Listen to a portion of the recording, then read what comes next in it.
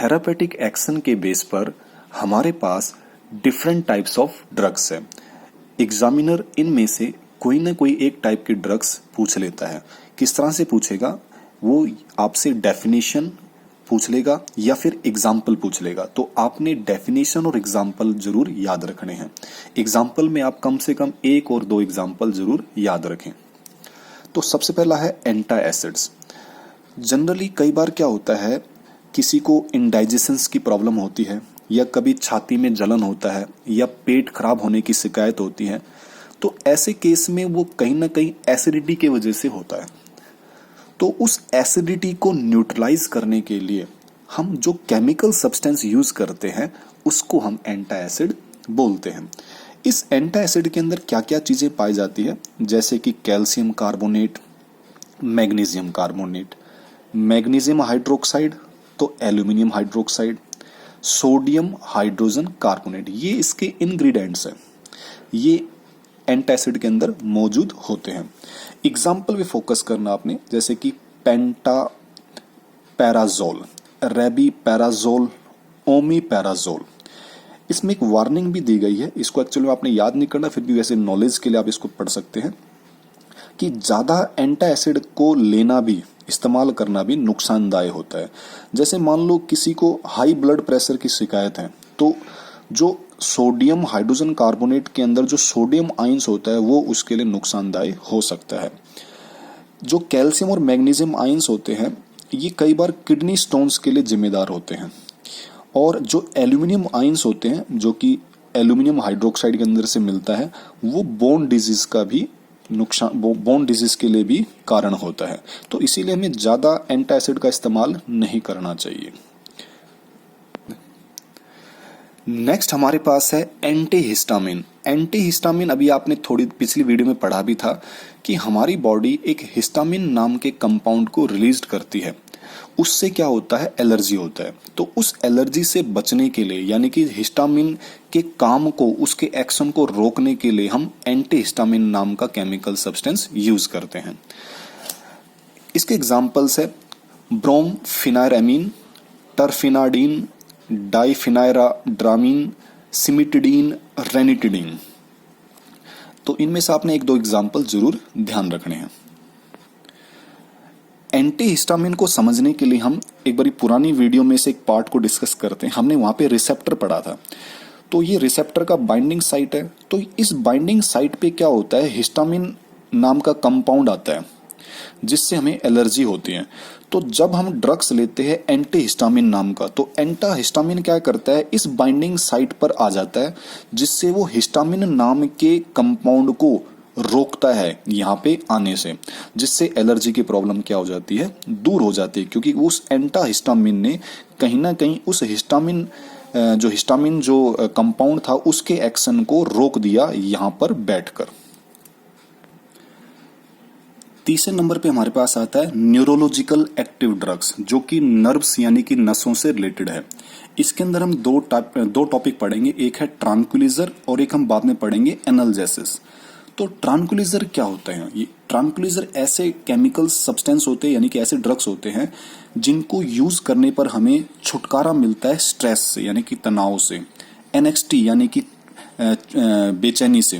फैटिक क्या होता है? फैटिक कई बार, जैसे मान लो आपने जैसे सचिन तेंदुलकर है, तो कई बार जब वो ज्यादा रन बना लेता है तो भागते भागते थक जाता है। तो कई बार आपने देखा भी होगा उसके पैरों में क्रैम्प पड़ जाते हैं, यानी कि, या फिर कोई जैसे रनर होता है, तो रनर कई बार क्या होता है, जब वो तेज भागता है तो कई बार उसके मसल्स जो है ना फैटिक हो जाते हैं, यानी कि इसको क्रैम्प पड़ जाते हैं। तो उसी को हम फैटिक बोलते हैं।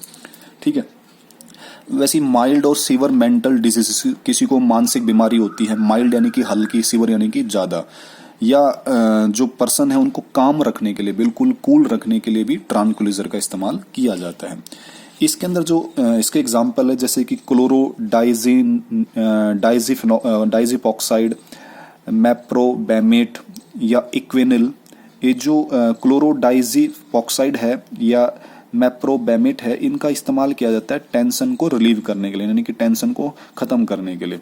जबकि इक्विनिल है, ये डिप्रेशन, जो भी लोग डिप्रेशन में आते हैं उनको ट्रीट करने के लिए इसका इस्तेमाल किया जाता है। ऐसे हमारे पास है बारबिट्रेट्स। बारबिट्रेट्स में अलग अलग टाइप के हमारे पास आते हैं, जैसे कि वेरोनल, सिकोनल, एमाइटल। इनको आपने जरूर याद रखना है, क्योंकि एग्जाम में पूछ सकता है आपसे कि वेरोनल बताओ या सिकोनल बताओ किस टाइप का ड्रग्स है। तो ये स्लीपिंग प्रोड्यूसिंग ड्रग्स होते हैं, यानी कि इनसे नींद आती है। किसी को मान लो नींद नहीं आती तो उसके लिए हम ये बारबिट्रेट्स नाम का ड्रग्स दे सकते हैं। इसके अंदर एक और है जिसको हम लास्ट वाले पेज पे डिस्कस करेंगे, जिसका नाम है नोराड्रीनालिन। नोराड्रीनालिन एक्चुअल में क्या होता है, एक हार्मोन होता है जो हमारी बॉडी रिलीज करता है। इस हार्मोन्स की वजह से क्या होता है कि ये जो मनुष्य है, जो इंसान है, उसके मूड को चेंज कर सकता है। अगर इसकी मात्रा हमारी बॉडी में अगर कम होगी तो इससे हमें डिप्रेशन की प्रॉब्लम हो सकती है। तो इससे बचने के लिए जो हमें दो टाइप के ड्रग्स हमें यूज करने पड़ते हैं। नंबर 1 है, जैसे आप यहाँ पे देख सकते हो, आइप्रोनाइजाइड और फेनिलजीन। इनको आपने ध्यान रखना है। ये 2 एंटी डिप्रेसेंट ड्रग्स है जिनको लेने से जो नोराड्रेनालिन है, इसकी जो मात्रा है ये बढ़ने लग जाती है शरीर के अंदर, जिससे हमें डिप्रेशन की प्रॉब्लम नहीं होती है। उसके बाद हमारे पास न्यूरोलॉजिकल के अंदर अगली टर्म आती है एनाल्जेसिस। एनाल्जेसिस क्या करती है, मान लो किसी को पेन की प्रॉब्लम है, चाहे वो कमर में पेन हो, उसको सर में पेन हो, हाथ पैरों में पेन हो, तो वहां पर जो डॉक्टर है उसे एनाल्जेसिस नाम का केमिकल सब्सटेंस प्रोवाइड करता है। ये इसके हमने 2 क्लासिफिकेशन पढ़ने हैं, एक है नॉन नार्कोटिक ड्रग्स और एक है narcotic drugs. Non narcotic drugs को हम नॉन एडिक्टिव ड्रग्स भी कहते हैं, यानी कि जिसका आदी ना हो इंसान। कई बार क्या होता है ना कि एक पेशेंट जो ना ड्रग्स बार बार यूज करता है तो वो उसके आदी हो जाता है, उसके बिना वो जो ना काम नहीं कर पाता, तो वो नार्कोटिक ड्रग्स होता है जिसमें वो आदी हो जाता है। तो इसमें क्या है कि नॉन नार्कोटिक ड्रग्स में जब वो पेशेंट जब इसको लेता है तो उसका पेन से वो छुटकारा उसको मिल जाता है, और साथ के साथ उसको नींद भी नहीं आती। कई बार क्या होता है, कुछ दवाई हम खाते हैं तो हमें नींद आने लग जाती है, तो ऐसा इसके अंदर नहीं है। ठीक है, तो ये एक अच्छा मेथड है किसी भी स्केलेटल पेन को, यानी कि जो हमारी बॉडी से रिलेटेड है, उस पेन को दूर करने के लिए। इसका एग्जांपल है एस्पारिन ले सकते हो आप, पैरासीटामोल आप यूज कर सकते हो। नार्कोटिक ड्रग्स में क्या होता है कि इन ड्रग्स को जब हम लेते हैं तो इनको हमने जो है ना कम मात्रा में लेना पड़ता है। अगर हमने ज्यादा मात्रा में ले लिया तो इसका नुकसान भी है हमें। तो these are drugs when used in small dosages, यानी कि कम मात्रा में अगर हम इनको लेंगे तो ये हमें रिलीव करेंगे पेन को, और नींद भी इसमें थोड़ी बहुत आने लग जाती है, तो उससे कोई ज्यादा आपको घबराने की जरूरत नहीं है। लेकिन अगर आपने ज्यादा मात्रा में ले ली तो इसका नुकसान है। इतना नुकसान है कि उस इंसान की जो ना लास्ट में मृत्यु भी हो सकती है। तो इसके जैसे एग्जाम्पल है मॉर्फिन है, हीरोइन है, कोडीन है, एक्सेट्रा। नेक्स्ट हमारे पास है एंटीपायरेटिक्स। एंटीपायरेटिक्स की जो दवाई है वो पेशेंट्स को तब दिया जाता है जब वो उसको फीवर हो, यानी कि उसको बुखार हो। तो एंटीपायरेटिक्स क्या करता है, उस पेशेंट का जो बॉडी टेम्परेचर है उसको लो करता है, यानी कि रिड्यूस करता है। इसके एग्जांपल एस्पारिन है, पैरासीटामोल है, फेनीएसिटीन है, मिथएसिटीन है। तो आपने एस्पिरिन और पैरासीटामोल को थोड़ा सा ज्यादा ध्यान में रखना है। एक मैंने यहाँ पे नोट लिखा हुआ है, इस नोट में लिखा हुआ है कि जो एस्पिरिन है वो एंटी ब्लड प्रॉपर्टीज इसके अंदर होती है, इसीलिए ये उन पेशेंट्स के लिए फायदेमंद होती है जिनको हार्ट अटैक या ब्रेन स्ट्रोक हो, यानी कि जिनको हार्ट अटैक की प्रॉब्लम हो या फिर ब्रेन स्ट्रोक, कई बार जो है ना दिमाग में। इसका जो है नुकसान भी होता है अगर हमने इसको खाली पेट लिया। जैसे हमने एस्पारिन और पैरासीटामोल को अगर हमने खाली पेट लिया तो ये हमारे स्टोमच के अंदर अल्सर यानी कि फोड़े फुंसी भी पैदा कर सकता है, जो कि हमारे लिए नुकसानदायक होती है। इसीलिए हमें हमेशा ध्यान रखना है एंटीपायरेटिक्स को, बल्कि ज्यादातर जो दवाइयां हैं उनको हमने खाली पेट नहीं लेना और डॉक्टर से हमेशा सलाह करके ही लेना है। नेक्स्ट हमारे पास है एंटी मलेरियल्स। सिंपल सा है, जो मलेरिया को ट्रीट करने के लिए यूज किया जाए, यानी कि मलेरिया को ठीक करने के लिए जिसका इस्तेमाल किया जाता है, जैसे कि क्लोरोक्वीन, पैराक्वीन, प्राइमाक्वीन। जनरली जिसके पीछे क्वीन आ जाए वो इसके एग्जाम्पल होते हैं। नेक्स्ट हमारे पास है छठा नंबर है एंटी माइक्रोबियल्स।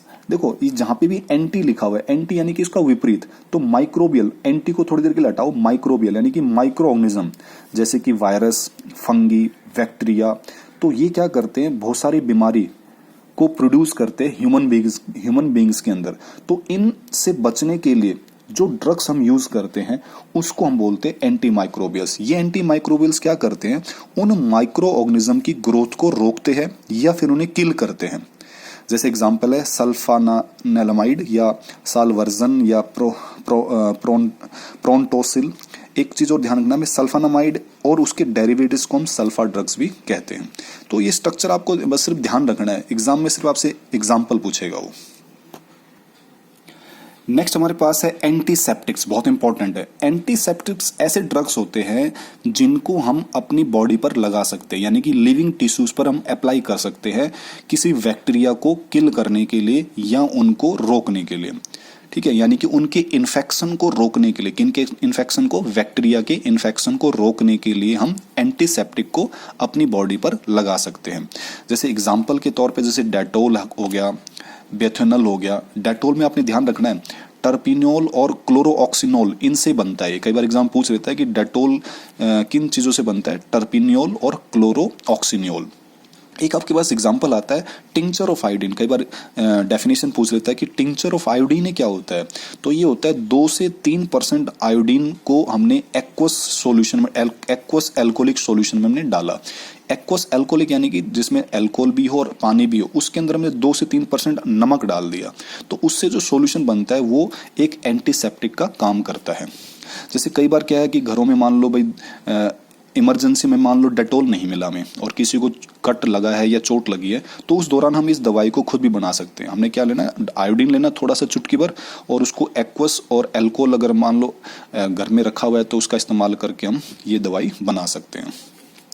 एक इसके अंदर होता है डिसइंफेक्टेंट। डिसइंफेक्टेंट और एंटीसेप्टिक में कई बार वो डिफरेंस भी पूछ लेता है। तो जैसे एंटीसेप्टिक को हम अपनी बॉडी पे अप्लाई कर सकते हैं, किस लिए, बैक्टीरिया या जो जर्म्स हैं उनको किल करने के लिए या उनकी ग्रोथ को रोकने के लिए।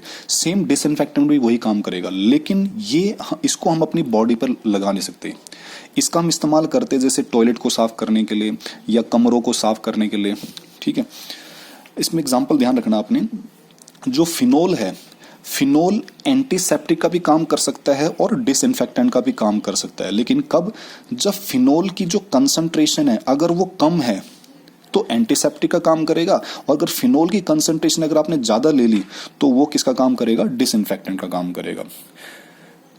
नेक्स्ट हमारे पास है ब्लीचिंग पाउडर। ये कुछ और एग्जाम्पल है, थाइमोल, या फिर इसने एक नोट लिखा हुआ है क्लोरिऑक्सिनोल, जो कि आपने डेटोल के अंदर पढ़ा था। ये एंटीसेप्टिक का भी काम करेगा और डिसइंफेक्टेंट का भी काम करेगा। फिनोल के ऊपर ज्यादा फोकस करना आपने, कई बार एग्जाम में पूछ सकता है कि कोई एक ऐसा एग्जाम्पल दो जो एंटीसेप्टिक का भी हो और डिसइंफेक्टेंट का भी हो, तो फिनोल आप दे सकते हो। फिनोल में अगर आपने मात्रा कम कर दी उसकी, जैसे 0.2% ले लिया, यानी कि 0.2% आपने फिनोल को पानी में डाल दिया, सॉल्यूशन तैयार कर दिया, और एक बार आपने क्या किया कि परसेंटेज थोड़ा बढ़ा दी, यानी कि 1 या 2% आपने ले लिया फिनोल को और उसको पानी में डाल के सॉल्यूशन तैयार कर दिया, तो अगर कंसंट्रेशन ज्यादा है तो डिसइंफेक्टेंट का काम करेगा, अगर उसकी कंसंट्रेशन कम है तो वो एंटीसेप्टिक का काम करेगा।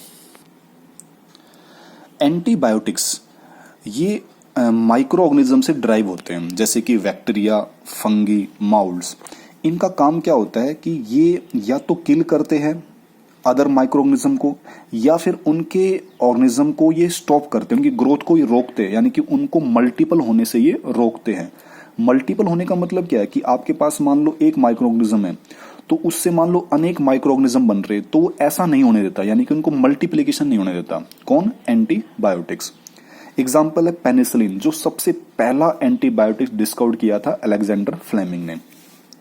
एंटीबायोटिक्स को 2 हिस्सों में डिवाइड किया गया है, एक है वैक्ट्रियोसिडल और एक हमारे पास है वैक्ट्रियोस्टैटिक। वैक्ट्रियोसिडल क्या होता है कि इसके अंदर जो एंटीबायोटिक्स है वो बैक्टीरिया को किल कर देता है, जैसे कि पेनिसिलिन इसका एग्जाम्पल है। जबकि वैक्ट्रियोस्टैटिक के अंदर ये एंटीबायोटिक्स क्या करता है, ये ग्रोथ को रोकता है। इनहिबिट का मतलब होता है रोकना, किसको, ग्रोथ को, यानी कि मल्टीप्लिकेशन होने से बचाता है बैक्टीरिया को। जैसे इसका एग्जांपल है इरिथ्रोमाइसिन, टेट्रासाइक्लिन, क्लोरामफेनिकोल, स्ट्रिप्टोमाइसिन। और लास्ट हमारे पास आता है broad spectrum antibiotics. Broad spectrum antibiotics definition के तौर पे बहुत इंपॉर्टेंट है ये। ये एक ऐसे एंटीबायोटिक्स होते हैं जो कि प्रभावशाली होते हैं सभी टाइप के बैक्टीरिया से, यानी कि बहुत सारे सेवरल टाइप के बैक्टीरिया के खिलाफ इनका इस्तेमाल हम कर सकते हैं, जैसे कि ग्राम पॉजिटिव और ग्राम नेगेटिव बैक्टीरिया। इसका मैंने एक और डेफिनेशन दे रखा है सिंपल सी, the antibiotics which are effective against several और wide range of diseases causing bacteria, यानी कि ऐसे बैक्टीरिया जिनसे बीमारी होती है उन सभी टाइप के बैक्टीरिया के खिलाफ जो भी हम ड्रग्स यूज करते हैं उसको हम बोलते हैं ब्रॉड स्पेक्ट्रम एंटीबायोटिक्स। इसके एग्जाम्पल है एम्पीसिलिन, एमोक्सिसिलिन, क्लोरामफिनिकोल, टेट्रासाइक्लिन्स, ऑफ्लेक्सिन। क्लोरामफिनिकोल को थोड़ा ज्यादा फोकस करना आपने। इसका जो यूज होता है वो टाइफाइड के केस में होता है, किसी को टाइफाइड हो या किसी को बहुत ज्यादा बीमार हो या निमोनिया की शिकायत हो या यूरिनरी इन्फेक्शन हो, तब जाके क्लोरामफिनिकोल का हम इस्तेमाल करते हैं।